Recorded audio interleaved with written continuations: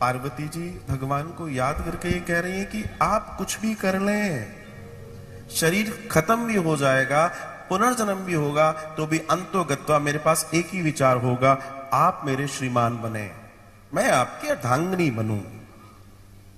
जीवन में ध्यान रखिएगा, बहुत गहरी बात है जो कल भी मैंने आपसे कही, ऐसा इस संसार में, इस अंतरिक्ष में भी नहीं है कुछ जो आपको नहीं प्राप्त हो सकता, वनस्पत की आप उसके लिए प्रयत्न करें पूरा। ऐसी कोई चीज बनी ही नहीं है जो मनुष्य को प्राप्त नहीं हो सकती। मनुष्य पूरा प्रयत्न नहीं करता, हार जाता है, थक जाता है, अरे हमारी किस्मत में नहीं है। अरे तुम्हारे पास की चिट्ठी आई थी कि तुम्हारी किस्मत में नहीं है, या टीवी पे आया था कि तुम्हारी किस्मत में नहीं, या पेपर में छपा था, ये तुमने सोच लिया कि तुम्हारी किस्मत में नहीं है। और जब तुमने सोच ही लिया तो फिर ब्रह्मा भी कुछ नहीं कर सकते। ठीक है भाई, अच्छी बात है, तूने सोच लिया, तेरी किस्मत में नहीं है, पर ऐसा नहीं है। सच जानिए, ऐसा बिल्कुल नहीं है। जहां चाह वहां राह, मनुष्य के हाथ में सब कुछ है।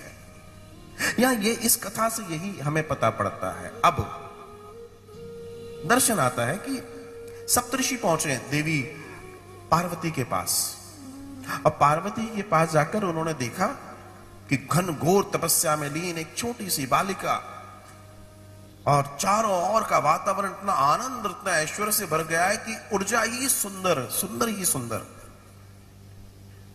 और तब उन्होंने देवी पार्वती से कुछ कहा, और जो कहने का तात्पर्य है वो समझिएगा, वो बहुत गूढ़ है। जैसे मानो आज वास्तविक परीक्षा हो रही है के मन हट परान सुनई सिखावा, चहत बारी पर भीति उठावा।